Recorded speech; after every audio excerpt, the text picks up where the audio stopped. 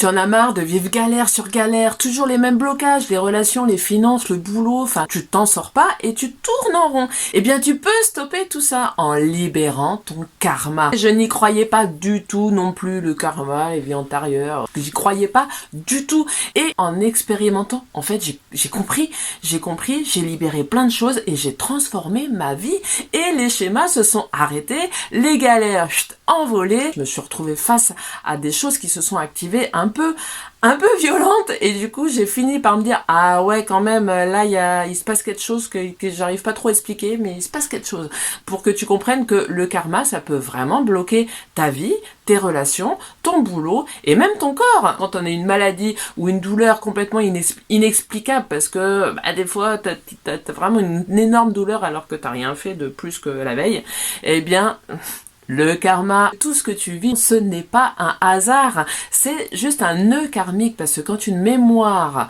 karmique est activée, t'as beau tout faire, tout mettre en place dans ta vie, rien ne changera tant que ce nœud karmique justement n'est pas dénoué.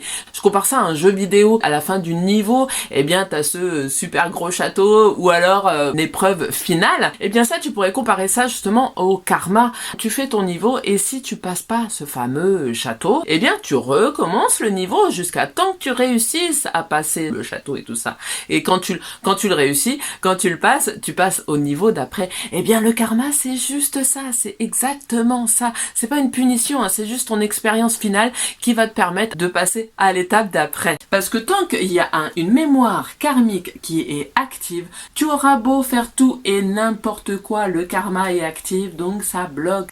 Le karma est lié à tes vies antérieures, mais même aussi à la vie de tes ancêtres.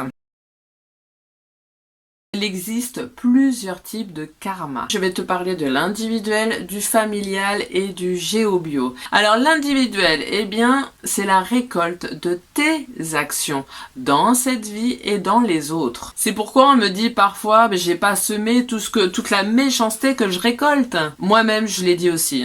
C'était quelque chose que je ne comprenais pas du tout. En réalité, si on récolte, mais ce que tu as pu semer dans d'autres vies. Parce qu'il faut savoir que dans cette vie, tu peux être bienveillance, amour et lumière, mais dans une autre vie, tu as pu être tout le contraire. Comme tu as pu être aussi un homme ou une femme. Nous venons sur Terre pour expérimenter toutes les facettes de la vie, que ça soit côté ombre ou côté lumière. Si tu as été trahi, c'est que toi-même, tu as trahi ou tu t'es trahi dans cette vie ou dans les autres. Ou si tu as subi des maltraitances, eh bien c'est que toi-même, dans une autre vie, tu as maltraité ou tu t'es maltraité dans cette vie ou dans une autre. Et ainsi de suite pour tout ce que tu vis. C'est pour ça que des fois on ne comprend pas notre vie, mais c'est juste la répercussion de l'autre vie d'avant qu'on a vécue. Il y a aussi le familial ou le transgénérationnel. Alors ça, c'est la récolte des actions de tes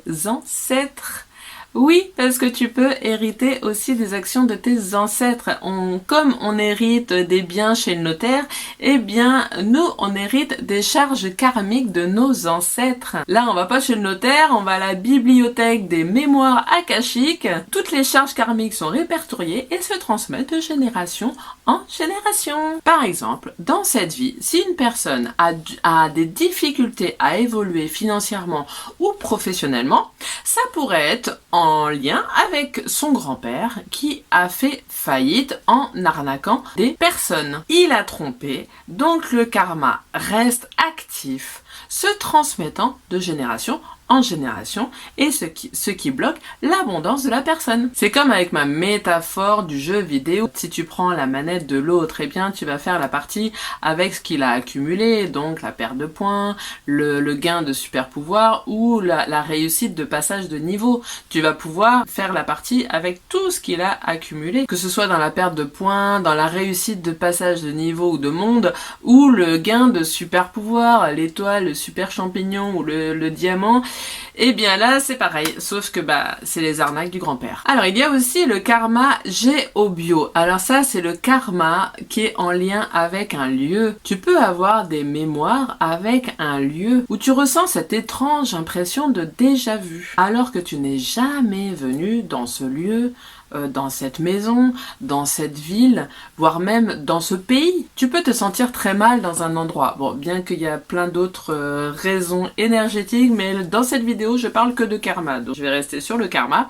Mais tu peux te sentir très mal dans un endroit et être plutôt pressé de partir. Donc, c'est que là, peut-être que tu connais ce lieu et que tu as vécu des choses pas super. Ou au contraire, arriver dans un lieu où tu as une connexion spéciale, un phénomène inexplicable. Le truc qui te fait dire « Waouh qu'est-ce que je suis bien, qu'est-ce que je me sens bien sans savoir pourquoi ». Et bien souvent, c'est le lieu où tu as déjà vécu et des choses plutôt belles et joyeuses. Donc là, ça te fait du bien. Une sensation inexplicable, comme un retour à la maison, te faisant sentir incroyablement bien en ayant du mal à en partir justement, tellement que t'es bien. En revanche, dans les lieux où tu te sens pas très bien, c'est que généralement, les moments que t'as vécu ici sont pas super.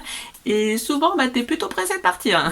Sache que de toute façon, le lieu où tu vis est souvent un lieu où tu as déjà vécu et éventuellement, des fois, tu as la même problématique à dépasser, comme une partie de vidéo, comme un niveau. Cela s'applique également à ton lieu de vacances, à ton lieu de travail, à l'école où tu as étudié.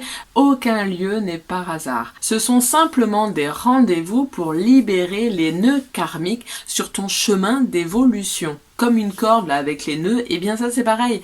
Dès que t'arrives à un nœud, et bien hop, faut le libérer pour pouvoir avancer. Par exemple, si une personne vit en ermite dans sa maison, fermée aux autres, fermée au monde, et en restant concentrée que sur sa maison et ses travaux, en oubliant de vivre, justement, eh bien le but de ce karma, ça va être de refaire une partie avec cette maison. Va-t-elle réussir à passer au niveau suivant, celui de l'ouverture aux autres, et donc l'ouverture de son cœur? C'est ça, ton chemin d'évolution.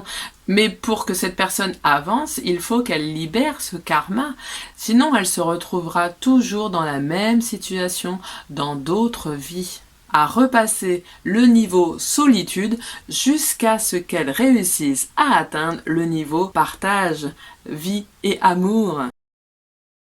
Quand je dis que ça peut bloquer, c'est vraiment réel. Pour l'individuel, reprenons l'exemple de la trahison. Si tu te retrouves constamment dans des situations où tu ressens de la trahison, c'est que toi-même, tu as trahi dans cette vie ou dans une vie antérieure. C'est-à-dire que la personne qui te trahit là, dans cette vie, te renvoie juste la conséquence de tes actes dans une autre vie où tu l'as trahi. C'est comme si tu lançais un boomerang à chaque action, qu'il soit bienveillant ou non, et bien hop, il te revient dans la tronche. Alors des fois, tout se manifeste dans cette vie, mais parfois, tu peux te prendre le boomerang dans une autre vie. C'est ainsi que tu peux te sentir des fois maudite dans cette vie, à te demander pourquoi tu vis des choses aussi souffrantes alors que tu es amour. Eh bien, c'est juste la récolte de ce que tu as semé dans une autre vie. Pour le familial, reprenons l'exemple du grand-père qui a fait faillite parce qu'il a arnaqué des personnes en faisant faillite. Donc déjà, il a reçu direct son boomerang en perdant ce pourquoi il a mal agi, donc sa faillite. Mais une dette karmique s'est activée et perdure dans la lignée, bloquant l'abondance des générations suivantes. Avec cette mémoire de faillite et d'arnaque qui a profondément ancré les cellules de la lignée. Le descendant aura beau tout faire, tout mettre en œuvre, si cette mémoire est toujours active, rien ne changera. Cette mémoire bloquera son évolution et sa capacité à recevoir de l'abondance, que ce soit en client ou en finance. Et même si cette personne réussit quand même à créer de l'abondance et à évoluer, il arrivera un moment où quelque chose se passera dans sa vie et il perdra tout.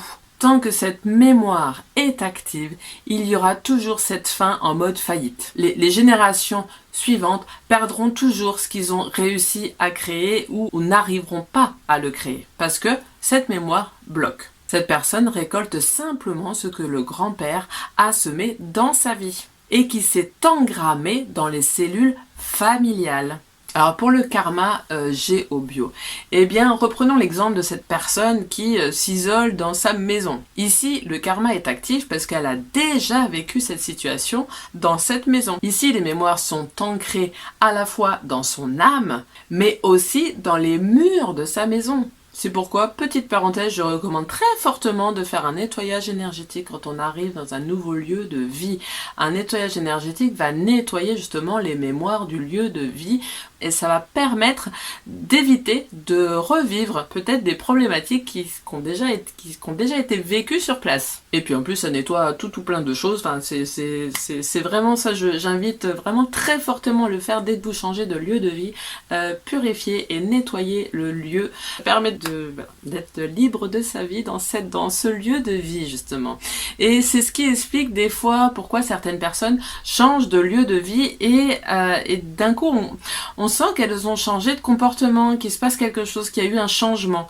Eh bien, voilà, souvent c'est les mémoires, les mémoires du lieu. Là, par exemple, cette personne a pu être très sociable, et dès l'instant qu'elle a pris cette maison, le karma s'est activé, et petit à petit, elle a un peu moins invité, elle sortit un peu moins, et petit à petit, elle s'est installée et isolée dans cette maison, jusqu'à être submergée par l'énergie de la maison et ses mémoires, et s'isolant malgré elle, pensant qu'elle est mieux uniquement dans sa maison. Tant que le karma reste actif, cette personne continuera à vivre cette situation. Cette personne continuera à vivre sans joie et sans partage avec les autres, s'éloignant de l'essence de la vie, donner et recevoir de l'amour. Que c'est l'essentiel de la vie. Donc je pense que tu commences à y voir sacrément plus clair dans cette histoire de karma et comment ça peut bloquer ta vie. Au niveau de tes relations problématiques surtout,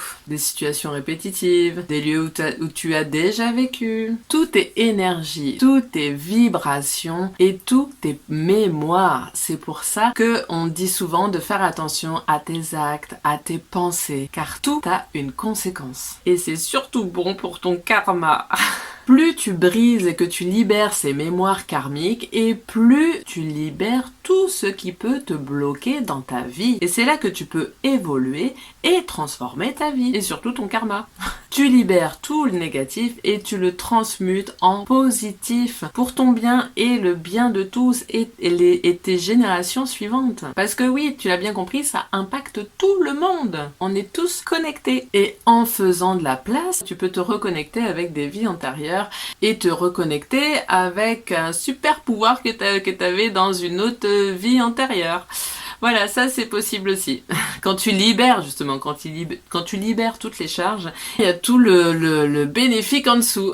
Alors prête attention à la prochaine fois que tu croises une personne ou que tu vas dans un lieu et que tu ressens un truc bizarre ou que tu as une douleur que tu n'arrives pas à expliquer, eh bien rappelle-toi, c'est peut-être une mémoire karmique qui s'active et que ton corps t'envoie juste le message qu'il y a quelque chose qui va pas. Notre corps est une merveille. Quand tu te reconnectes à lui, tu as juste à ressentir et écouter le message qu'il t'envoie et tu sais de suite qu'il se passe quelque chose. Et bien voilà, pour le karma, je pense que tu y vois beaucoup plus clair dans toute cette histoire de karma et comment ça peut bloquer ta vie. Bon, merci à toi de l'avoir regardé jusqu'au bout. Et puis dans les commentaires, si tu as des expériences un petit peu bizarre ou que t'as des trucs inexpliqués, on peut en parler encore en commentaire et puis peut-être que tu vas découvrir qu'en fait t'as vécu une mémoire karmique. Merci pour ton soutien parce que le meilleur sponsor, c'est toi. Merci.